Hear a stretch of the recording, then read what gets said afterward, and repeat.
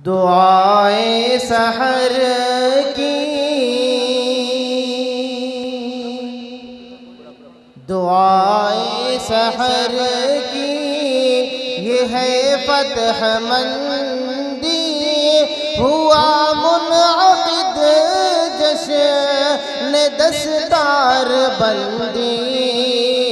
दुआए सहर की, ये है फतह मंदी, हुआ हज़रात सामीन,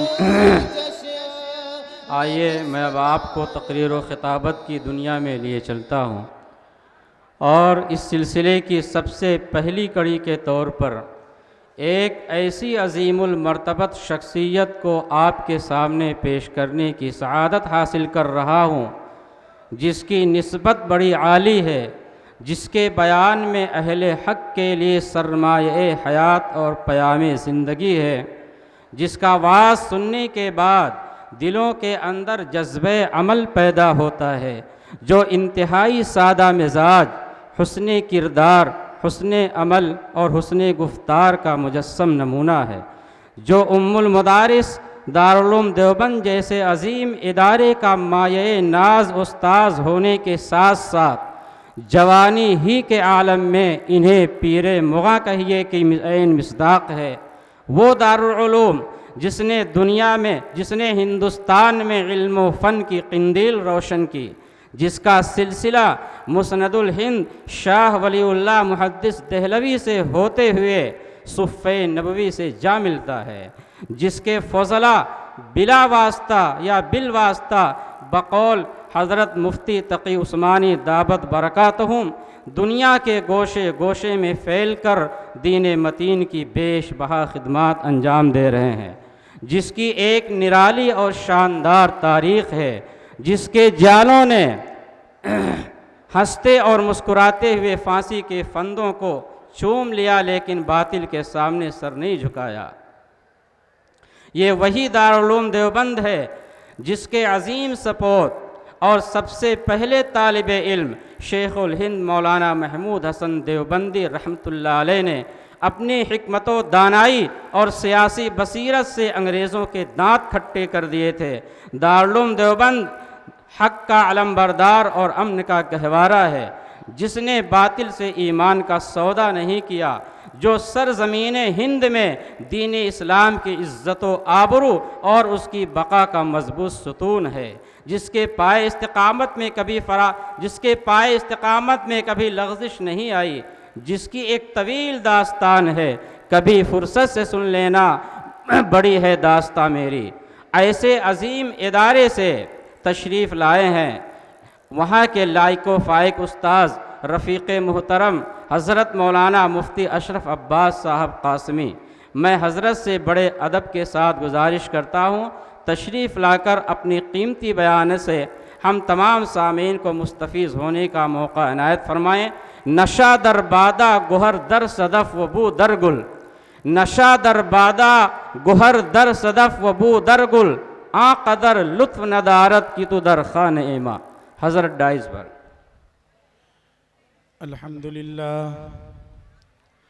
अल्हम्दुलिल्लाह नहमदुहु व नस्तईनुहु व नस्तगफिरुहु व नुमिनु बिहि व नतवक्कलु अलैहि व नऊज़ु बिल्लाहि मिन शुरूरि अनफुसिना व मिन सय्यिआति अमालिना। मन यहदिहिल्लाहु फला मुदिल्ल लहु व मन युद्लिलहु फला हादिय लहु। वअशहदु अल्ला इलाहा इल्लल्लाहु वहदहु ला शरीक लहु वअशहदु अन्न सय्यिदना व शफीअना व हबीबना व मौलाना मुहम्मदन अब्दुहु व रसूलुहु। अम्मा बाद फ़क़द क़ाल अल्लाहु तबारक व तआला फ़ी किताबिहिल अज़ीम वल फ़ुरक़ानिल हमीद। अऊज़ु बिल्लाहि मिनश शैतानिर रजीम। बिस्मिल्लाहिर रहमानिर रहीम। या अय्युहल्लज़ीना आमनुत्तक़ुल्लाह हक़्क़ तुक़ातिह वला तमूतुन्न इल्ला व अंतुम मुस्लिमून। सदक़ल्लाहुल अज़ीम। वक़ाल अन्नबिय्यु सल्लल्लाहु तआला अलैहि वसल्लम ला युमिनु अहदुकुम हत्ता यकून हवाहु तबअन लिमा जिअतु बिहि औ कमा क़ाल अलैहिस्सलातु वस्सलाम व अला आलिहि व सहबिहि अजमाइन। आज के इस दीनी, इस्लाही और रूहानी प्रोग्राम के सदर आली कद्र स्टेज पर तशरीफ़ फरमा गिरामी मर्तबत हज़रात उलमाए किराम, मुअज़्ज़ज़ सामिईन, बुज़ुर्गों, दोस्तों, दीनी भाइयों और अज़ीज़ बच्चों, ये इंतहाई खुशी और सआदत की बात है मेरे लिए कि मुझे एक बार फिर यहाँ हाज़िरी का और आप हज़रात से दीन की निस्बत पर, इस्लाह और खैर की निस्बत पर थोड़ी देर बात करने का शरफ़ हासिल हो रहा है। मेरे बुज़ुर्गों और दोस्तों, आप हज़रात माशाअल्लाह दीन के और इल्म के माहौल से ताल्लुक़ रखते हैं और अपनी भी फ़िक्र करते हैं और दीगर अफराद उम्मत की भी फ़िक्र में रहते हैं। लेकिन इस वक्त हमें सोचने की बात यह है, गौर व फिक्र की बात यह है कि अगरचे मुसलमानों के सामने बेशुमार मसाइल हैं, माश के मसाइल हैं, सियासत से जुड़े मसाइल हैं, मुल्की सतह पर मुसलमानों की तरक्की से मुताल्लिक़ मसाइल हैं, लेकिन याद रखिए कि इस वक्त मुसलमानों का जो सबसे बड़ा और गंभीर मसला है वो क्या है? मुसलमानों के लिए इस वक्त की सबसे बड़ी समस्या और सबसे बड़ा मसला ये दर हकीकत दीन और ईमान का मसला है। याद रखिए, ईमान से बढ़कर कोई चीज़ नहीं है। ईमान हमारा सबसे कीमती सरमाया है। अगर ईमान है तो उम्मीदें हैं, और अगर ईमान नहीं है तो महरूमी के सिवा हमें कुछ हाथ लगने वाला नहीं है। एक आदमी दुनिया में बहुत अच्छे काम करता है, गरीबों की सेवा करता है, लोगों के मुफ्त इलाज के लिए उसने अस्पताल की पूरी चैन बना रखी है। कोई अगर रात में पहुंच जाए उसके लिए भी उठ खड़ा होता है, किसी से उसका मजहब नहीं पूछता, बिरादरी नहीं पूछता, गांव भी नहीं पूछता, सबके काम आता है। लोग उसकी तारीफ करते हैं, लोग उसको सराहते हैं, उसका रिस्पेक्ट और एहतराम करते हैं। लेकिन मसला ये है कि इतनी खूबियों के बावजूद, अच्छाइयों के बावजूद उसके सीने में ईमान का चिराग नहीं जल रहा है। तो क्या होगा? जब भी वो इस दुनिया से जाएगा लोग आंसू बहाएंगे, उसको अच्छे कामों के साथ अच्छे नाम से याद करेंगे, लेकिन आखिरत में उसे जहन्नम की दहकती हुई आग के सिवा कुछ नहीं मिलेगा, क्योंकि उसके पास ईमान नहीं है। और आखिरत में नजात के लिए बुनियादी शर्त ईमान है। इसके बिल मुकाबिल एक मामूली सा आदमी है, गांव में और बिरादरी में उसका कोई समाजी टाइटल नहीं है, उसकी कोई हैसियत नहीं है, कोई उससे सीधे मुंह बात करने को भी तैयार नहीं, मोटा झोटा पहनता है, खाता है, लेकिन उसके सीने में ईमान की दौलत है। क्या होगा? जब भी वो इस दुनिया से जाएगा तो कभी ना कभी जन्नत के दरवाजे जरूर उसका इस्तकबाल करेंगे। तो इसलिए याद रखिए, ईमान हमारे लिए सबसे कीमती मता और सबसे बड़ा सरमाया है। और इस वक्त का मसला यह है कि डायरेक्ट उसी ईमान को टारगेट करने की कोशिश की जा रही है। बराह रास्त हमारे अकीदे पर हमले हो रहे हैं, हमारी फिक्र पर हमले हो रहे हैं, हमारे बच्चों को गलत राह पर डालने की कोशिशें हो रही हैं। और हमें याद रखना चाहिए कि ये हालात शायद और खराब होंगे। इर्तिदाद की आंधियां चलने वाली हैं, इसलिए अपनी आंखें खोल के रखिए और अच्छी तरह अपनी जिम्मेदारियों का एहसास कीजिए, क्योंकि आका सल्लल्लाहु अलैहि वसल्लम ने खुद ही पेशिन गोई फरमा रखी है कि देखो, जब फितनों का जमाना आएगा, कयामत करीब आएगी, तो लोगों का अपने दीन पर, अपने मजहब पर, अपने ईमान पर जमना आसान नहीं होगा। बुखारी शरीफ की रिवायत है, युस्बिहुर रजुलु मुअमिना व युमसी काफिरा। सूरत हाल इतनी नाजुक हो जाएगी कि सुबह को आदमी अच्छा खासा मुसलमान है, शाम होते होते इस्लाम का सौदा कर चुका होगा। शाम को अच्छा खासा मुसलमान है, सुबह होते होते अपने ईमान से दूर हो चुका होगा।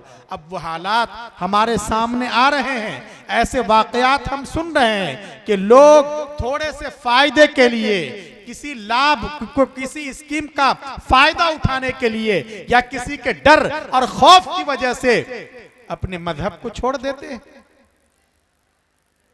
हमारे जवान बच्चे, ये हमारे समाज का क्रीम है। हमारी बच्चियां, ये हमारा फ्यूचर है।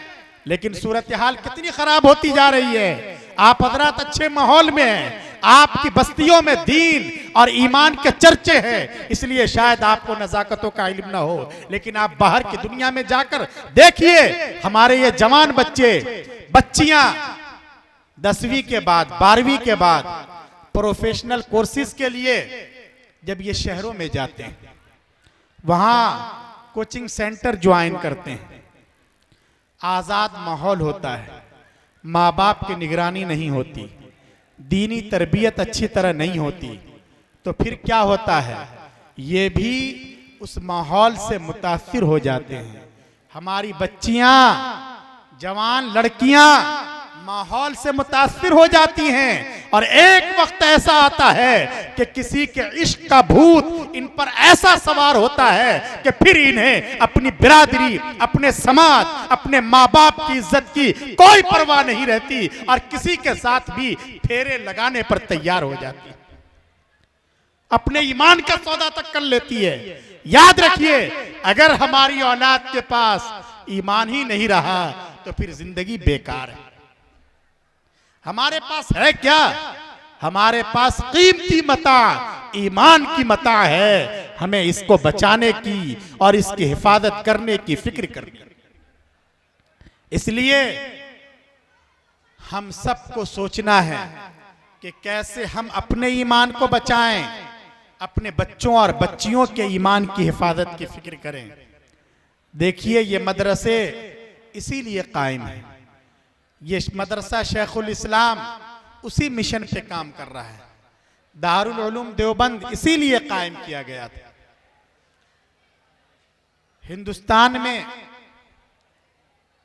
आम तौर से हमारे जहनों में यह है कि अंग्रेज जो आए थे वो इसलिए आए थे कि हिंदुस्तान सोने की चिड़िया कहलाता है, हिंदुस्तान के पास वसाइल हैं, हिंदुस्तान के पास कोहे नूर जैसे हीरे हैं। इसलिए अंग्रेज ये चाहते थे कि किसी तरह हिंदुस्तान पर कब्जा करके यहाँ की दौलत को लूट कर ले जाएं और अपने महल्लात को आबाद करें। हमें तारीख में यही पढ़ाया जाता है, निसाब की किताबों में भी। लेकिन याद रखिए, ये आधा सच है, पूरा सच ये नहीं है। पूरा सच ये है कि अंग्रेज सिर्फ हिंदुस्तान की दौलत को हथियाने के लिए नहीं आए थे, बल्कि उनके पास मिशन था, उनके पास विजन था। वो एक फिक्र लेकर आए थे। उनका एम और मकसद ये था कि किसी तरीके से पूरे हिंदुस्तान को ईसाइयत और मसीहियत के रंग में रंग दिया जाए, लोगों के ईमान का सौदा किया जाए। इसलिए आप उस वक्त की तारीख उठाकर देखिए, जहां कहीं अंग्रेजों का इख्तिदार कायम होता था, पादरियों के पलटन उतार दिया करते थे। आगरा खालिस मुसलमानों की बस्ती, मुसलमानों का मोहल्ला, लेकिन इन पादरियों की मेहनत की वजह से पूरा मोहल्ला मुर्तद हो गया। और वो ये चाहते थे कि पूरे हिंदुस्तान में अपनी इस फिक्र को आम करें।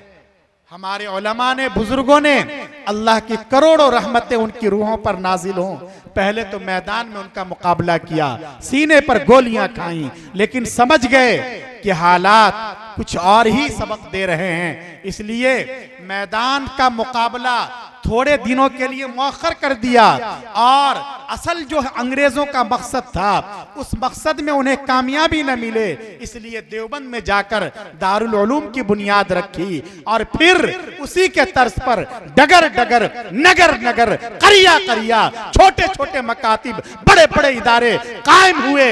अगरचे अंग्रेज यूनियन जैक लहराने में लाल किला पर कामयाब हो गए, लेकिन इन मदारिस की बरकत है कि उन्होंने जो ख्वाब देखा था कि सारे मुसलमानों के ईमान पर हम हमला करेंगे, अल्हम्दुलिल्लाह वो इसमें कामयाब नहीं हो सके। आज भी इस मुल्क के मुसलमान अपने ईमान के साथ जिंदा हैं, अपने मदारिस के साथ जिंदा हैं, अपनी मसाजिद के साथ जिंदा हैं, अपनी दाढ़ियों के साथ जिंदा हैं, अपनी टोपियों के साथ जिंदा हैं, और इंशाअल्लाह आइंदा भी पूरी इज्जत के साथ, वकार के साथ, अजमत के साथ और शायर पर अमल के साथ इस मुल्क में इंशाअल्लाह जिंदा रहेंगे। ये इन्हीं मदारिस की बरकत है। और इन मदारिस का असल मकसद इर्तिदाद की उन आंधियों का मुकाबला करना था, ईमान को बचाना था। अल्हम्दुलिल्लाह आज हम उसकी बरकत महसूस कर रहे हैं। दावत और तबलीग की तहरीक भी इसीलिए कायम की गई थी। मौलाना इलियास साहब कांदलवी रहमतुल्लाहि अलैह दारुल उलूम देवबंद में पढ़ते थे। दारुल उलूम देवबंद के पहले तालिबे इल्म और वहां के शेखुल हदीस, वहां के सदरुल मुदर्रिसीन, शेखुल हिंद हजरत मौलाना महमूद हसन के वो शागिर्द थे। शागिर्द ही नहीं बल्कि उनके हाथ पर उन्होंने बैत जिहाद कर रखा था कि जब तक जिस्म में खून का आखिरी कतरा है, मैं आपके दूसरे शागिर्दों की तरह मैं भी दुश्मनों का मुकाबला करूंगा। उन्होंने बैत भी कर रखी थी। उनका इशारा पाकर अल्लाह ने उनसे कितना बड़ा काम लिया और अल्हम्दुलिल्लाह घर घर दावत की तहरीक, ईमान की तहरीक पहुंच गई। ये सब दर हकीकत इन्हीं मदारिस का फैज है। इसलिए इस वक्त भी हमें इस बात को समझना है, सबसे ज्यादा फिक्र हमें अपने ईमान की हिफाजत की करनी है। इसलिए मैं खुसूसियत के साथ आप हजरात से गुजारिश करूंगा कि देखिए, अब हालात बहुत नाजुक हो चुके हैं। अब वक्त ऐसा नहीं रहा कि हम बच्चों को सिर्फ सुबह शाम उठने और सोने की दुआएं सिखलाएं, खाने से पहले की सुन्नतें बतलाएं, नमाज के मुस्तहब्बात सिखलाएं। ये सब आप कीजिए, ये सब हमें करना है, ये सब हमारे दीन का हिस्सा है। लेकिन वक्त अब बहुत नाजुक हो चुका है। अब वक्त आ गया है कि अपने बच्चों को तौहीद सिखलाएं, अपने बच्चों का अकीदा मजबूत करें ताकि ईमान उनका मजबूत हो। अब वक्त आ गया है कि हम अपने बच्चों को यह भी बतलाएं कि देखो बेटे, हो सकता है तुम कहीं गिर जाओ, अकेले पड़ जाओ, कोई तुम्हारी मदद करने वाला ना हो सकता है तुम्हारे पैर तोड़ दिए जाएं, तुम्हारे हाथ काट दिए जाएं, तुम्हारे जिस्म की बोटी बोटी कर दी जाए। लेकिन मेरे बेटे, इस हालत में भी और ऐसी खतरनाक सिचुएशन में भी तुम्हारी जबान पर अहद अहद एक अल्लाह का नारा होना चाहिए। अब वक्त आ गया है कि सुबह शाम अपने बच्चों को तौहीद का ये पाठ भी पढ़ाइए, उनका ईमान मजबूत कीजिए, उनका अकीदा तौहीद सही कीजिए, अकीदा रिसालत को दुरुस्त कीजिए। रसूल अकरम सल्लल्लाहु अलैहि वसल्लम सिर्फ सच्चे ही नहीं बल्कि आखिरी नबी हैं। आपके बाद न कोई नबी आया है न आएगा। अगर आपके बाद कोई नबूवत का दावा करता है तो इस धरती पर, इस आसमान के नीचे दुनिया का सबसे बड़ा मक्कार और झूठा इंसान है। चाहे वो किसी भी नाम से आए, किसी भी लिबास में आए, वो बिल्कुल काबिल नफरत है। हम अपने बच्चों का ईमान मजबूत करें, उनके सीने में आका सल्लल्लाहु अलैहि वसल्लम की मोहब्बत को खूब अच्छी तरह जागूजी कर दें। यह हर माँ बाप का फर्ज है। ये मदरसे उसी मिशन को लेकर चल रहे हैं। इन मदरसों में क्या होता है? इन मदरसों में हमारे यहाँ जो छोटे छोटे बच्चे आते हैं, इन बच्चों की आखिरत बनाई जाती है, इन्हें अच्छा इंसान बनाने की कोशिश की जाती है। देखिए, ये बच्चे हमारे पास अमानत हैं अल्लाह तबारक व तआला की तरफ से। अगर इनका अकीदा खराब हो गया, अगर ये गलत रास्ते पर पड़ गए, तो जब इन्हें सजा होगी बड़े होने के बाद, तो इनके साथ साथ इनके माँ बाप से भी पूछा जाएगा, इनके माँ बाप की भी गर्दन नापी जाएगी। इसलिए हमें अपने बच्चों की सही तालीम और तरबियत की फिक्र करनी है। हमें अपने बच्चों को अच्छा इंसान बनाना है। हमें अपने बच्चों को कुरान करीम की तालीम से रूशनास कराना है। आलिम बनाना, मुफ्ती बनाना ये फर्ज ऐन नहीं है। कुछ लोग अगर आलिम दीन हो गए तो काम चल सकता है, लेकिन हर बच्चा मुसलमान हो, उसका अकीदा दुरुस्त हो, अकीदा तौहीद दुरुस्त हो, आखिरत का अकीदा दुरुस्त हो, यह हर एक के लिए फर्ज है। इसलिए इन मदरसों से हमारा ताल्लुक और ज्यादा मजबूत होना चाहिए, मुस्तहकम होना चाहिए। हम अपने बच्चों को आखिरत के बारे में बतलाएं, मरने के बाद वाली जिंदगी के बारे में बतलाएं। वरना याद रखिए, अगर हमने अपने बच्चों को अच्छे स्टैंडर्ड के इंग्लिश मीडियम स्कूल में दाखिल कर दिया, इंग्लिश की मुखालफत मकसूद नहीं है कि हम अपने बच्चों को जदीद तालीम न दें। कभी भी उलमा के स्टेज से इसकी मुखालफत नहीं की जाती है, इसलिए कि हमारी कौम को जैसे अच्छे हाफिज़ों की ज़रूरत है, अच्छे कारियों की ज़रूरत है, अच्छे आलिमों की ज़रूरत है, अच्छे मुफ्तियों की ज़रूरत है, इसी तरह हमारी कौम को अच्छे डॉक्टर्स चाहिए, अच्छे लॉयर्स चाहिए, अच्छे इंजीनियर्स चाहिए, अच्छे डिग्री होल्डर्स चाहिए।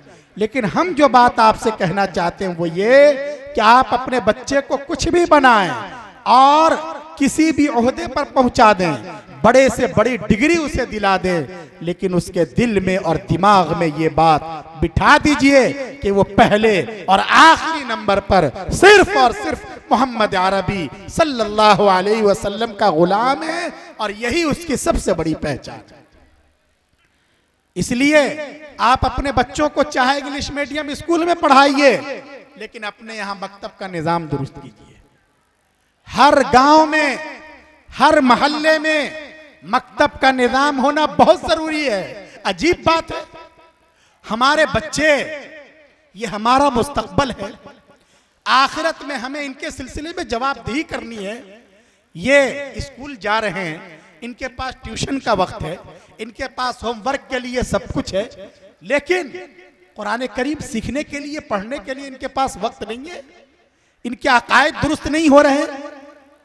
कितने खसारे की बात है ये।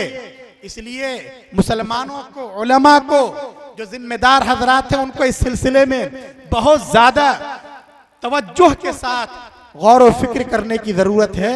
मकतब का निजाम यह इस्लामी मुआशरे के रीढ़ की हड्डी की हैसियत रखता है। ये बहुत जरूरी है बच्चों को मुसलमान बनाए रखने के लिए, वरना इस वक्त के जो हालात चल रहे हैं, यही बच्चे अगर मकतब में नहीं जाते हैं, तालीमुल इस्लाम इन्होंने नहीं पढ़ी है, इनको अकीदे के बारे में कुछ अता पता नहीं है, जब ये कॉलेजेस में जाते हैं या दोस्तों के साथ, सोशल मीडिया का जमाना है, इधर उधर के लोगों के बयानात सुनते हैं, इनके दिल में और दिमाग में इस्लाम के खिलाफ बगावत के जरासीम पैदा हो जाते हैं। इन्हें अपने पर्सनल लॉ पर एतमाद नहीं होता, इन्हें कुरान करीम की आयत पर शुकूक और शुबहात पैदा हो जाते हैं, इन्हें मिरास का मसला समझ में नहीं आता और इस तरीके से आहिस्ता आहिस्ता ये इस्लाम से और दीन से दूर होते जाते हैं। लेकिन अगर मकतब में पहले ही इनके दिल और दिमाग में अल्लाह की अजमत बिठा दी जाती है और इस्लाम की अजमत बिठा दी जाती है, तो चाहे ये जिंदगी के किसी भी शोबे में जाए, कम से कम दीन पर, ईमान पर और अकीदे आखिरत पर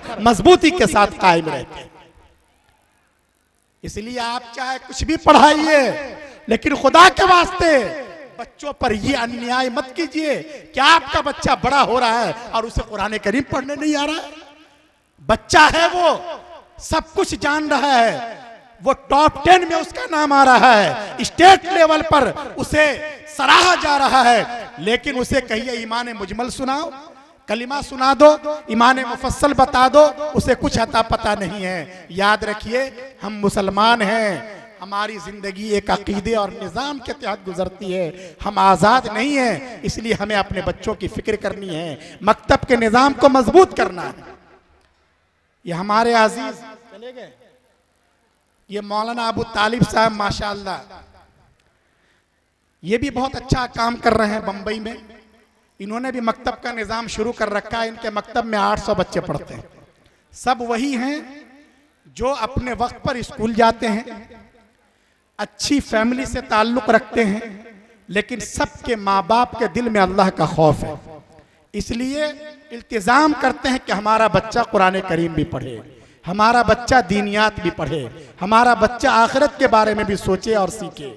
इसी तरह का निज़ाम हर गांव में, हर मोहल्ले में हो। ये मदरसा माशाअल्लाह इसको मरकजी इदारे की हैसियत है, यहाँ हिफ्ज़ का निज़ाम बहुत अच्छा है। आसपास में इसी तरह के निज़ाम को और ज़्यादा बढ़ाने की कोशिश हो सकती है। तो बहरहाल ये मदरसे दर हकीकत उसी ईमान की हिफाजत के लिए कायम किए गए हैं। इसलिए इन मदरसों से हमारा ताल्लुक बहुत ज़्यादा मजबूत होना चाहिए और मुस्तहकम होना चाहिए। और हम सबको सबसे पहले अपने ईमान की फिक्र करने की ज़रूरत है।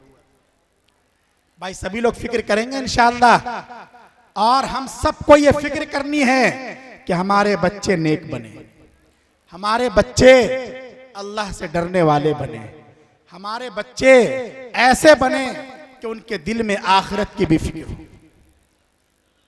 मैं अब 2 बातें कहकर अपनी बात खत्म कर लूंगा, क्योंकि बहुत ज्यादा वक्त नहीं है और हम सबके उस्ताद गिरामी कद्र दारुल उलूम देवबंद के नायब मोहतमीम और ख़ुद हमारे शोबे के निगरान आला हज़रत मौलाना मुफ्ती राशिद साहब दामत बरकातुहुल आलिया के बयान से भी हमको मुस्तफ़ीद होना है।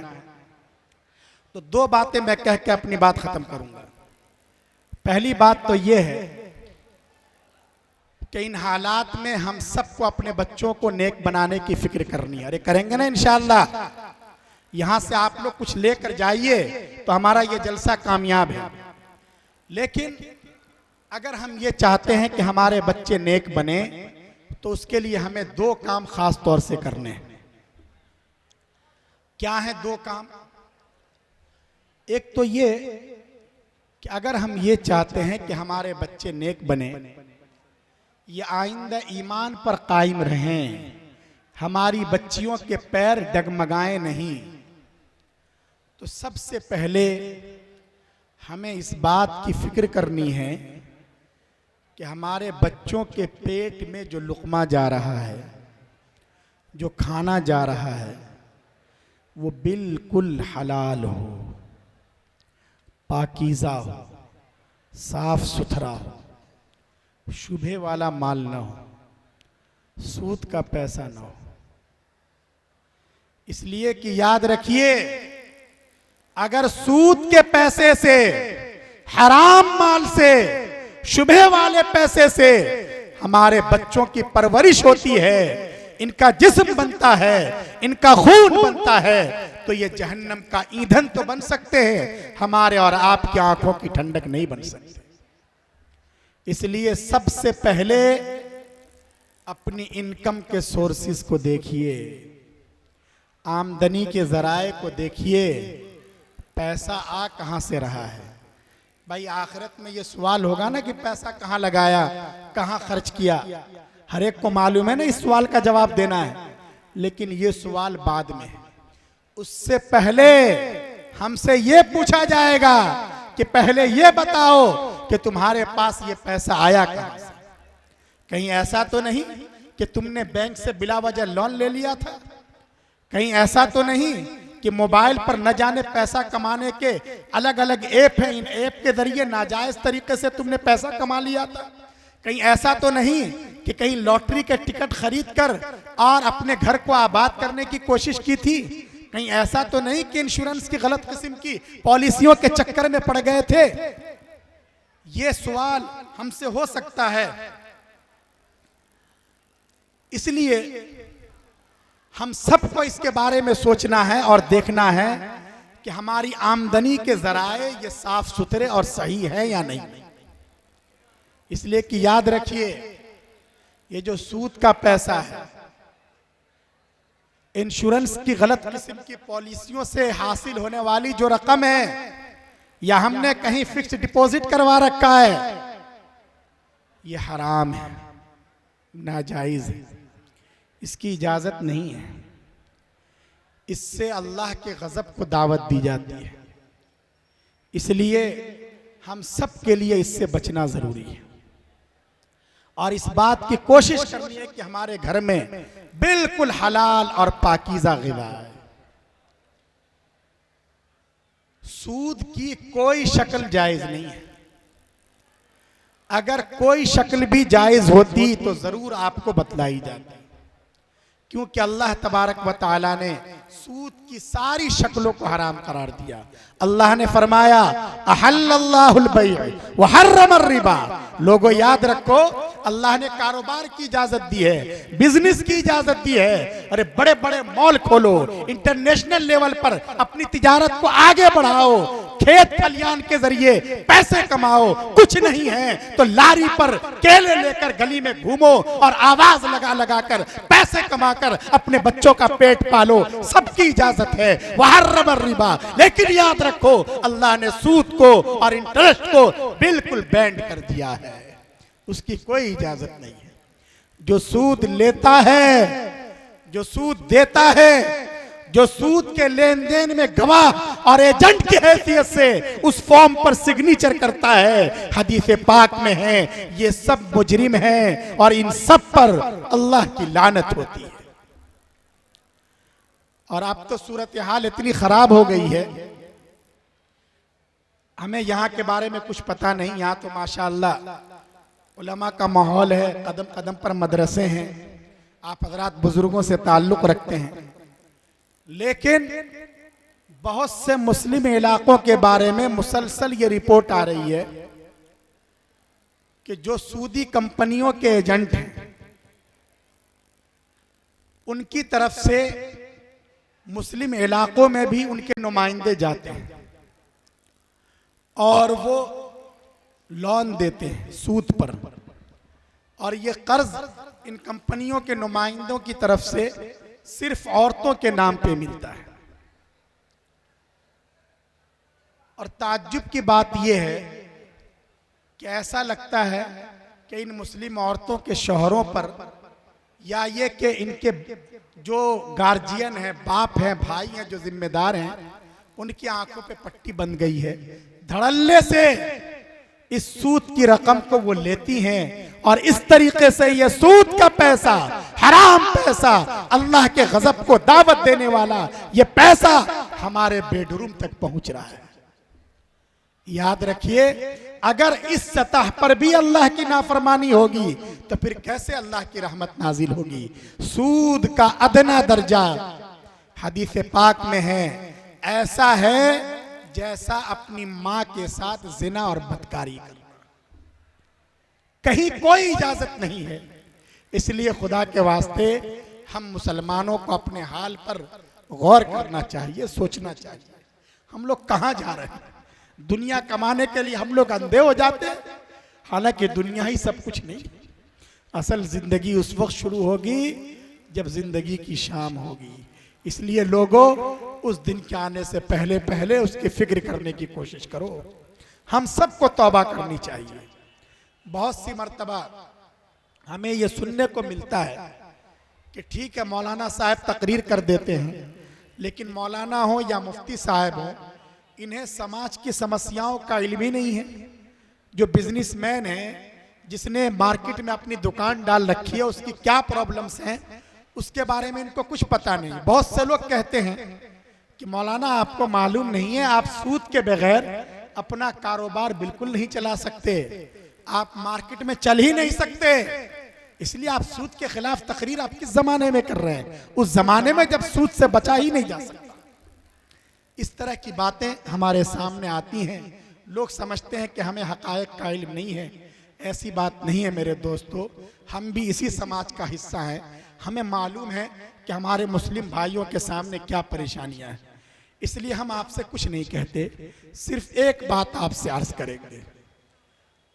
हमारा और आपका अल्लाह के वादों पर यकीन है। अरे यकीन है ना अल्लाह के वादों पर? अल्लाह पाक ने एक वादा किया है। अल्लाह ने फरमाया है, वमन यत्तकिल्लाह यजअल लहू मखरजा, कि देखो जिसके दिल में अल्लाह का डर होगा, अल्लाह का खौफ होगा, अल्लाह के डर की वजह से हराम माल को छोड़ देगा, अल्लाह के खौफ की वजह से सूद और इंटरेस्ट के पैसे से अपने आप को बचाएगा, अल्लाह फरमाते हैं यजअल लहू मखरजा, अल्लाह उसके लिए कोई ना कोई रास्ता निकाल देंगे। वयरज़ुक़हु मिन हैसु ला यहतसिब, वो ये समझ रहा है कि मैंने फिक्स डिपॉजिट करवा रखा था, घर में बेटी की शादी है और 5 लाख का मेरा नुकसान हो जाएगा। अल्लाह फरमाते हैं मेरे बंदे याद रखो, अगर तुम्हारे दिल में मेरा खौफ है, मेरी अजमत है और मेरे डर की वजह से अगर तुम हराम से बचना चाहते हो तो तुम कोशिश करो, इरादा करो, अल्लाह तुम्हारे लिए राह खोलेंगे। वयरज़ुक़हु मिन हैसु ला यहतसिब, और अल्लाह ऐसी जगह से उसे पैसा देंगे जहां उसका ज़हन और दिमाग भी नहीं गया। यह अल्लाह का वादा है, इसलिए कम से कम एक मर्तबा अल्लाह के वादों पर यकीन कीजिए, हराम से अपने आप को बचाइए। देखिए अल्लाह पाक कैसे राहें खोलते हैं और कैसे हमारी जिंदगी में पाकीज़गी आती है, हमारी जिंदगी में तहारत आती है। जो जिंदगी गुजर गई। इसलिए ये सबसे बड़ा अहम मसला है कि कैसे हमारे घर में बिल्कुल हलाल माल आए। ऐसा भी होता है कि हम किसी का नाहक माल भी अपने बच्चों के पेट में डाल रहे होते हैं। आप कहेंगे नहीं ऐसा तो नहीं होता, हम लोग खुद ही इतना तो समझते हैं जायज ना जायज को। इसलिए हमारी अपनी दुकान है, हमारे पास अपने खेत हैं, उससे जो गल्ला आता है, उससे जो आमदनी आती है, वही हमारे घर में आता है। हम किसी की गर्दन दबाकर, किसी की गर्दन पे गोली रखकर, गन रखकर उसकी जेब से पैसा नहीं निकालते, किसी की दुकान में सेंध नहीं लगाते, चोरी नहीं करते, डाका जनी नहीं करते। हमारी अपनी दुकान से जो आमदनी होती है वही हम अपने बच्चों के पेट में डालते हैं। इसलिए इसमें नाजायज और हराम का तो सवाल ही नहीं होता। बिल्कुल आपकी बात सही है, लेकिन जरा हमें इस पहलू से भी सोचना चाहिए कि देखिए कि जब हमारे दादा जान का इंतकाल हुआ था तो आपको याद है हमारे अब्बा ने और हमारे चचा ने सारी प्रॉपर्टी, सारी जायदाद, सारी आमदनी आपस में तकसीम कर ली थी। क्या उसमें हमारी फूफियों का हक नहीं था? उनकी बहनों का हक नहीं था? लेकिन आज तक न तो हमारे अब्बा ने उनका हक अदा किया और न उनके कब्र में चले जाने के बाद हमें कोई फिक्र है, और उसी खेत से नाजायज तरीके से हासिल होने वाली आमदनी हमारे घर में जा रही है। उस दुकान से, जिस दुकान में हमारे अब्बा के भांजों का हक बनता है, उनकी बहनों का हक बनता है, लेकिन हमने आज तक एक पाई नहीं दी है और पूरा पैसा हम अपने पेट में उंडेल रहे हैं। हम समझते हैं हमारी नमाजें बचा लेंगी, हमारी दाढ़ियां बचा लेंगी, हमारे सदकात खैरात बचा लेंगे। नहीं मेरे दोस्तों, ये आमाल हमें नहीं बचा सकेंगे। ये बहनें कल क़यामत के दिन अल्लाह के दरबार में हमारे खिलाफ मुकदमा दायर करेंगी और उस वक्त हमारे पास कोई जवाब नहीं होगा। इसलिए इसलिए बहनों का हक अदा करने की कोशिश कीजिए, अपने घर के माहौल को पाकीज़ा और साफ सुथरा बनाने की फिक्र कीजिए। और याद रखिए, ये जो माल है, यानी अजीब बात यह है कि दाढ़ी के बाल सफेद हो गए, हमारे पैर कब्र में लटक गए, फिर भी हमें अपनी बहनों का हक, अपनी फूफियों का हक अदा करने की फिक्र नहीं हो रही है। ऐसा लगता है जैसे ये माल हम अपने साथ कब्र में लेकर जाएंगे। शरीयत का मसला याद रखिए, कोई चाहे मल्टी मिलियनर हो या अरबपति हो, खरबपति हो, जैसे ही उसकी आंख बंद होती है, शरीयत ये कहती है कि उसके पूरे माल में से उसको सिर्फ इतना मिलेगा जिससे उसके कफन दफन का इंतजाम हो सके। बाकी जितनी जायदाद है, जितना बैंक बैलेंस है, उसका जनाजा बाद में उठाएगा। उससे पहले पहले शरीयत ये कहती है कि अब उसकी मिल्कियत से ये माल निकल चुका है, उसका उस पर कोई हक नहीं है। हम उस माल के लिए अपनी आखिरत को तबाह कर रहे हैं, बर्बाद कर रहे हैं। याद रखिए, ये माल हमारे साथ नहीं जाएगा, लेकिन इसका वबा और इसका गुनाह जरूर हमारे साथ जाएगा। इसलिए लोगों, उस दिन के आने से पहले पहले हमें अपनी जिंदगी में फिक्र करना चाहिए। जिसका जो हक है, हक अदा कर दीजिए, ताकि जब हम इस दुनिया से जाएं तो हमारी गर्दन पर किसी और का बोझ ना हो और हमारे बच्चों में नेकी आए, तकवा आए और तहारत की जिंदगी वो गुजारे। भाई सब लोग फिक्र करेंगे इंशाअल्लाह। यहां से कुछ लेकर जाएं तो फायदा होगा। एक काम तो ये करना, अगर हम अपने बच्चों को नेक बनाना चाहते हैं। दूसरा काम, अगर हम अपने बच्चों को नेक बनाना चाहते हैं तो दूसरा काम हमें यह करना होगा कि हम खुद भी नेक बन जाएं। अरे क्या करना होगा? नौजवानों को खासकर सोचना चाहिए, समझना चाहिए। अगर हम चाहते हैं कि हमारे लाडले नेक बने तो हमें खुद भी नेक बनना होगा। सिर्फ मदरसे में दाखिल करने से बच्चों में नेकी का वो मेयार कायम नहीं होता। देखिए, माँ बाप के किरदार का, उनके अखलाक का असर बच्चों पे ज़रूर पड़ता है। अच्छे माँ बाप होते हैं, बच्चों में भी अच्छाई आती है। माँ बाप अगर क्राइम करते हैं, माँ बाप अगर बुराइयां करते हैं, तो उन बुराइयों के असरात उनकी औलाद की तरफ और उनके बच्चों की तरफ भी मुंतकिल होते हैं। कोई बाप ये ना सोचे कि ठीक है, मैं रात को मोबाइल चलाता हूँ, मैं फिल्में देखता हूँ, मैं IPL और दूसरे जो मैच हैं मैच देखता हूँ, इधर उधर की नंगी तस्वीरें देखता हूँ, मैं मोबाइल पर गेम खेलता हूँ, लेकिन कब यह हरकत करता हूँ?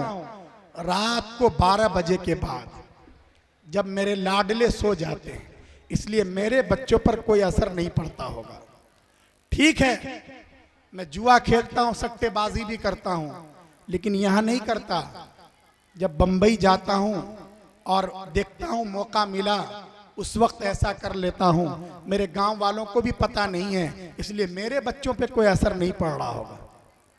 ठीक है, मैं नशा भी करता हूँ, कभी मैं नशे के इंजेक्शन भी ले लेता हूँ, सिगरेट पीता हूँ, तंबाकू खाता हूँ, या ये कि कोरेक्स को इतनी बड़ी मिकदार में पी लेता हूं कि नशे की कैफियत हो जाती है। लेकिन ये मैं अपने घर पे कभी नहीं करता, बच्चों के सामने नहीं करता, अपने गांव में नहीं करता। कभी लखनऊ जाना हुआ और कभी इधर गोरखपुर जाना हुआ, तब ये हरकतें करता हूं। इसलिए मेरे बच्चों पर कोई असर नहीं पड़ता होगा। नहीं, याद रखिए, ये उसकी भूल है। बाप कोई भी पाप चाहे रात के अंधेरे में करे या दिन के उजाले में करे, उसका असर उसके बच्चों पे जरूर पड़ता है। इसलिए लोगों, अपने लिए न सही, कम से कम अपने लाडलों के लिए, अपने नवासों के लिए, अपने पोतों और पोतियों के लिए हम सबको यह आहद करना चाहिए कि हम गुनाह के करीब नहीं जाएंगे, हम नमाज नहीं छोड़ेंगे, हम किसी का दिल नहीं दुखाएंगे, हम सूद की रकम से अपने आप को बचाएंगे। क्यों? इसलिए कि अगर हमारी जिंदगियों में नेकी आएगी, हमारी जिंदगियों में खैर आएगा, तो अल्लाह हमारी नस्लों को भी आबाद रखेंगे। अल्लाह उसकी बरकत से हमारे बच्चों में भी नेकी के जज्बात पैदा करेंगे। तो बहरहाल वक्त कम है, इसलिए मैं बहुत इख्तिसार के साथ अपनी बात कह रहा हूँ। अगर हमें चाहते हैं, हम ये चाहते हैं अपने बच्चों को नेक बनाएं, तो जरूरत इस बात की है कि हम अपनी जिंदगियों में नेकियों को लाएं। तो देखिए इसका असर बच्चों पे कितना अच्छा पड़ता है। तो तो ये 2 काम जरूर करने हैं। एक बात तो ये हो गई। दूसरी बात, अब चूंकि मेरे पास वक्त सिर्फ 10 मिनट का रह गया है और 10 मिनट में अपनी बात पूरी करनी है, इसलिए एक बात और आपसे अर्ज करनी है खासकर, और उस पर बात खत्म हो जाएगी। बहरहाल जैसा कि आप हजरात को तवज्जो दिलाई गई, मदरसों से हमारा ताल्लुक़ हो, मकतब के निज़ाम को हमें मजबूत करना है और इसके लिए आप सभी हजरात को मुआविन और सहारा बन के खड़ा होना है। भाई अगर मकातिब का निज़ाम कायम होगा और उसमें आपसे ताउन करने को कहा जाएगा तो आप हजरात ताउन करेंगे या नहीं करेंगे? इंशाअल्लाह। अरे ताउन करेंगे ना भाई, सभी हजरात ताउन करेंगे ना, सबके ताउन से ही काम चलता है। तो बहरहाल दूसरी बात, ये बड़ी नाइंसाफ़ी होगी कि असल में आज का ये जो प्रोग्राम सजाया गया है वो दर हकीकत हमारे ये जो अजीज तलबा हैं इनके एजाज़ और इकराम में मुनाकिद किया गया है। कितने बच्चे बताए नाज़िम साहब? 162 तलबा की दस्तारबंदी होनी है। माशाअल्लाह आपका ये इदारा शेखुल इस्लाम तालीम और तरबियत के एतबार से इसका मकाम रहा है और ये बड़ा नेकनाम इदारा रहा है। खुसूसियत के साथ हिफ्ज़ की तालीम का एक ख़ास मेयार रहा है और बड़ी तादाद में हर साल यहाँ हुफ़्फ़ाज़ तैयार होते हैं। और इस बार भी माशाअल्लाह ये जो 3 साल के वक्फे से जलसा हो रहा है, इसमें 1-2 नहीं बल्कि 162 तलबा की दस्तारबंदी होनी। तो आज का ये प्रोग्राम दर हकीकत इन्हीं के लिए मुनाकिद हुआ है और इतनी बड़ी जो बारात आई हुई है, इस बारात के दुल्हा हकीकत में हमारे यही हुफ़्फ़ाज़ हैं। इसलिए ज़रूरत इस बात की है, इनका हक बनता है कि हम इन्हें मुबारकबाद पेश करें और इनके लिए भी कलिमे खैर कहें। यकीनन अल्लाह रब्बुल इज़्ज़त का बड़ा फ़ज़ल है कि अल्लाह तबारक व तआला ने इनके सीने को अपनी पाक किताब की हिफाजत के लिए मुंतखब कर लिया है और मैं इन्हें मुबारकबाद देने के लिए ही एक रिवायत का सहारा लेता हूँ, एक हदीस पढ़ता हूँ। उसका मतलब जो हदीस आप सुनते रहते हैं और उसी हदीस का मफहूम बयान करके मैं अपनी बात ख़त्म कर लूँगा। देखिए, हम में से हर एक का इस बात पर यकीन है कि हमें एक न एक दिन मरना है। अरे है ना सबका यकीन? किसी को इख्तिलाफ है मरने से? अरे सबको तो मरना है ना। हर कोई मानता है कि हर एक को मरना है, लेकिन याद रखिए उससे बढ़कर हमारा ईमान, यकीन और अकीदा ये है कि मरने के बाद दोबारा जिंदा होना है ना हमारा अकीदा। अगर कोई जर्रा बराबर शुबा करेगा वो मुसलमान ही नहीं रहेगा। तो जब हम दोबारा जिंदा होंगे, अल्लाह के दरबार में हाजिर किए जाएंगे, वहां अव्वलीन होंगे, आखरीन होंगे, अच्छे होंगे, बुरे होंगे, नमाजी होंगे, शराबी होंगे। वो बदले का दिन होगा, इंसाफ का दिन होगा। अल्लाह रब्बुल इज्जत इंसाफ की कुर्सी पर होंगे, अल्लाह जलाल के आलम में होंगे, अल्लाह फैसला फरमाएंगे। ये वो लोग हैं जो दुनिया में हमारे हुक्मों को मानते थे, उलमा से, अल्लाह वालों से ताल्लुक़ रखते थे, नमाज पढ़ते थे, पड़ोसियों को सताते नहीं थे, गरीबों की गर्दन नहीं दबाते थे। ये अच्छे लोग हैं, इनके लिए जन्नत का फैसला। ये वो लोग हैं जो दुनिया में हमारी रीट को चैलेंज करते थे, हमारा खाकर हमारे खिलाफ बगावत करते थे। ये नमाज नहीं पढ़ते थे, गवर्नमेंट की तरफ से गरीबों के लिए आने वाली स्कीमों को अपने पेट में उंडेल लिया करते थे। ये पड़ोसियों को सताते थे, कमजोरों पर अन्याय करते थे, उलमा का मजाक उड़ाते थे। ये मुजरिम हैं, ये जालिम हैं, इनके लिए जहन्नम का फैसला हो गया। अल्लाह ने जो फैसला कर दिया हो गया। है किसी की हिम्मत? अल्लाह के फैसले पर उंगली उठा सके, किसी की हिम्मत नहीं होगी। सब पे कपकपी तारी होगी, सब परेशान होंगे, नफसी नफसी का आलम होगा। लेकिन ऐसे खतरनाक हाल में जब सिफारिश का सिलसिला शुरू होगा तो यकीन मानिए वहां कंपनियों के ऑनर भी होंगे, बड़े बड़े पैसे वाले होंगे, विधायक जी भी होंगे, एमपी साहब भी होंगे, ये भी होंगे, वो भी होंगे, लेकिन किसी की हिम्मत नहीं कि वो आगे बढ़ सके।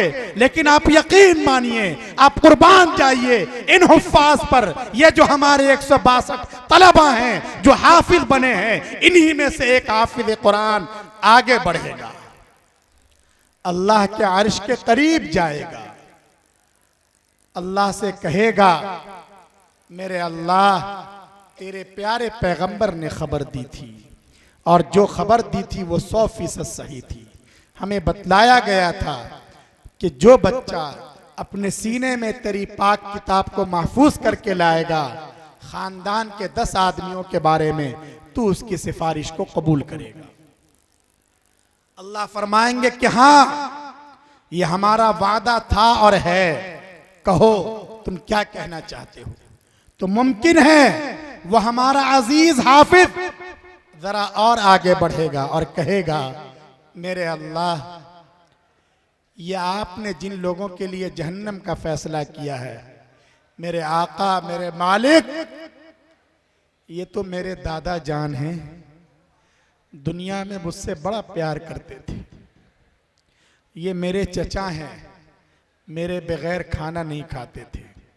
खुदाया उस पाक किताब की अजमत का वास्ता जिसका आपने मुझे हाफिज बनाया है, मैं आपसे गुजारिश करता हूं कि आप इनके लिए जहन्नम के बजाय जन्नत का फैसला कर दीजिए। अल्लाह पाक डिसीजन ले चुके हैं, फैसला सुना चुके हैं, लेकिन कुर्बान जाइए शेखुल इस्लाम से कुरान करीम मुकम्मल करने वाले उस नन्हे हाफिज कुरान की अजमत पर कि अल्लाह पाक उसकी रिक्वेस्ट की वजह से, उसकी गुजारिश की वजह से अल्लाह पाक फिर से उसके दादा के लिए, उसकी दादी के लिए, उसके नाना के लिए, उसकी नानी के लिए, उसकी खाला के लिए, उसकी फूफू के लिए, उसके चचा के लिए अल्लाह पाक फिर से जन्नत का फैसला कर देंगे। लोगों, ये हैं वो अजमत वाले हाफिज कुरान, इसलिए इन्हें अपने सीने से लगाइए, अपनी पलकों पर बैठाइए। ये बड़े अजमत वाले हैं, बड़ी ही अजमत अल्लाह ने इनको अता की है। इन्हें आप सोने और चांदी से तौल नहीं सकते। ये नहीं कि आजकल सोने का रेट आसमान को छू रहा है, चाहे आप 10 गुना सोना ले आइए, उस सोने की कोई हैसियत नहीं है, इसलिए कि ये सब यहीं धरे के धरे रह जाएंगे। ये तो उस दिन काम आएंगे जिस दिन दुनिया की सारी करेंसियां, यहाँ के 500 के नोट, यहाँ के पाउंड, यहाँ के रियाल, यहाँ के डॉलर, ये सब के सब क्रैश हो जाएंगे, कोई करेंसी काम नहीं आएगी। लेकिन उस दिन यकीन रखिए, अगर आपका बच्चा हाफिज कुरान है, अगर आपका नवासा हाफिज कुरान है, तो आप उसको कैश कराकर अपने लिए जन्नत का रास्ता तलाश कर सकते हैं। इसलिए बहुत ही काबिल मुबारकबाद हैं ये हमारे अजीज 162 बच्चे जिन्हें अल्लाह ने आज ये मौका अता किया है। मैं दिल की गहराइयों से इन्हें मुबारकबाद पेश करता हूं, इनकी आजमत को सलाम करता हूं। इसी तरह इनके वालिदैन काबिल मुबारकबाद। अरे मादियत का दौर है ना, सबको खनकते हुए सिक्के नजर आते हैं, बिजनेस नजर आता है, हुनर नजर आता है, उसके बावजूद इनके माँ बाप ने कितनी बड़ी कुर्बानी दी है कि अपने बच्चों को सिर्फ अपनी आखिरत बनाने के लिए हाफिज कुरान बनाया है। ये कोई मामूली जज्बा नहीं है, मामूली बात नहीं है। इसलिए अल्लाह पाक इनके माँ बाप के सर पर उस दिन अजमत का ताज सजाएंगे और सबके सामने उनका एजाज होगा, इकराम होगा। तो इनके माँ बाप काबिल मुबारकबाद। लेकिन इन बच्चों से ज्यादा, इनके माँ बाप से ज्यादा इनके असातिज़ा काबिल मुबारकबाद हैं। भाई आपने तो अपने बच्चों को मदरसे के हवाले कर दिया, यही किया ना। या असातिज़ा हैं जो रात दिन एक करते हैं, फजर में आप चाहें उठे ना उठें, ये फजर से पहले जाग जाते हैं। इन बच्चों को जगाते हैं, इन्हें बनाते हैं, इन्हें संवारते हैं, इन्हें डांटते हैं, जैसे मार्बल की घिसाई होती है उससे ज्यादा घिसाई करते हैं, तब जाकर ये बच्चे इस काबिल होते हैं कि उलमा के हाथों इनके सरों पर दस्तार सजाई जाती है। इसलिए इनके माँ बाप से ज्यादा और इन बच्चों से ज्यादा इनके असातिज़ा काबिल मुबारकबाद। मदरसे के जो जिम्मेदार हैं, ट्रस्टीज हैं, अराकीन हैं, वो काबिल मुबारकबाद हैं। याद रखिए, यह असातिज़ा ये हमारे बच्चों के मोहसिन हैं। ये मस्जिदों के जो आइम्मा हैं, मकतब में पढ़ाने वाले जो हाफिज साहब हैं, मदरसों में अपना वक्त खपाने वाले ये जो उलमा हैं, ये सब के सब हमारे मोहसिन हैं। ये हमारे बच्चों का मुस्तकबल बनाते हैं, अपनी ज़िंदगी को इसी में लगाते हैं। इसलिए खुदा के वास्ते कभी भी इनका दिल मत दुखाइए, इनकी गुस्ताखी मत कीजिए। ये कोई आसमान से उतरे हुए नहीं हैं, ये भी आम इंसानों की तरह ही इंसान हैं। इसलिए इनमें भी नकाइस हो सकते हैं, खामियां और कमियां हो सकती हैं, लेकिन उसके बावजूद इनकी निस्बत कुरान मुक़द्दस के साथ है। ये हमारे बच्चों के मोहसिन हैं, इसलिए हमें इनका दिल नहीं दुखाना है। याद रखिए, तजर्बात से ये बात साबित है कि जो लोग अपने बच्चों के असातिज़ा और उलमा का एहतराम करते हैं, मोहब्बत करते हैं, अल्लाह उनकी नस्लों में उलमा रब्बानीयीन पैदा करते हैं। अरे दादा जान क्या थे? अंगूठा छाप, दस्तखत भी नहीं कर सकते थे, एक हर्फ पढ़ नहीं सकते थे, कुछ नहीं आता था, लेकिन गांव के इमाम साहब को बड़ी मोहब्बत से चाय पिलाते थे, कभी उनके सामने जोर से नहीं बोलते थे। उसी मोहब्बत की वजह से अल्लाह पाक जाहिल दादा के पोते को हाफिज कुरान और मुफ्ती शरअ मतीन बना देते, उसी मोहब्बत की वजह से। और अल्लाह बड़ा बेनियाज है। अगर कोई इन उलमा की गुस्ताखी करता है, अल्लाह को देर नहीं लगती, अल्लाह उसकी नस्लों को इल्म की रोशनी से महरूम कर देते हैं। इसलिए हमें इन असातिज़ा का एहतराम करना है, इनकी कदर व मंजिलत को जानना है। जो मदरसे के जिम्मेदार हैं, ट्रस्टीज हैं, आपके पास एक मरतबा नहीं 10 मरतबा आते हैं, ये सब हमारे खैर खा हैं, ये सब काबिल मुबारकबाद है। लेकिन इसके साथ साथ आप सभी हजरात जो यहाँ से लेकर बल्कि उधर भी कोने में हाजी साहब बैठे हुए हैं, आप हजरात भी, और ये जो ऊपर खड़े हुए हैं, ये भी कहने के बावजूद अभी तक सामने नहीं आए, ये भी, और इसी तरह सामने जितने नजर आ रहे हैं, जो हजरात यहाँ बैठे हैं या खड़े हुए हैं, आप सभी हजरात भी काबिल मुबारकबाद हैं। सिर्फ हमारे हुफ़ाज़ नहीं, सिर्फ इनके वालिदैन नहीं, सिर्फ इनके असातिज़ा नहीं, मदरसे के अराकीन और ट्रस्टीज नहीं, बल्कि आप सभी हजरात काबिल मुबारकबाद हैं। क्यों? इसलिए कि आप हजरात की मोहब्बत से, आपके ताउन से ये मदरसा शेखुल इस्लाम चल रहा है। यहाँ हुफ़ाज़ तैयार हो रहे हैं, इस्लाम की सरहदों की हिफाजत करने वाले इस्लाम के सिपाही तैयार हो रहे हैं। इसलिए आप सभी हजरात काबिल मुबारकबाद हैं। ज़रूरत इस बात की है कि उलमा के साथ, अल्लाह वालों के साथ, बुजुर्गों के साथ, इस मदरसे के साथ और दूसरे इदारों के साथ, दारुल उलूम देवबंद के साथ, जमीयत उलमा हिंद के साथ, खानकाहों के साथ, अल्लाह वालों के साथ, इन हुफ़ाज़ के साथ जो हमारा ताल्लुक़ है, ये ताल्लुक़ और ज़्यादा मजबूत हो, मुस्तहकम हो। अल्लाह मुझे भी तौफीक दें, आप हजरात को भी तौफीक अमल से नवाजें। आमीन। व आखिरु दावाना अनिल हम्दुलिल्लाहि रब्बिल आलमीन। माशाअल्लाह, हज़रत मौसूफ़ ने हमारे बंद दरीचों को खोल कर रख दिया और हमको ऐसा आईना बहुत मुख्तसर से वक्त में दिखाया कि जिसमें हम पूरी ज़िंदगी को अपनी देख सकते हैं। और बड़ी कीमती नसाए हमारे सामने हज़रत मौलाना मुफ्ती अशरफ अब्बास साहब ने रखी। ज़रूरत इस बात की है कि उस पर अमल किया जाए।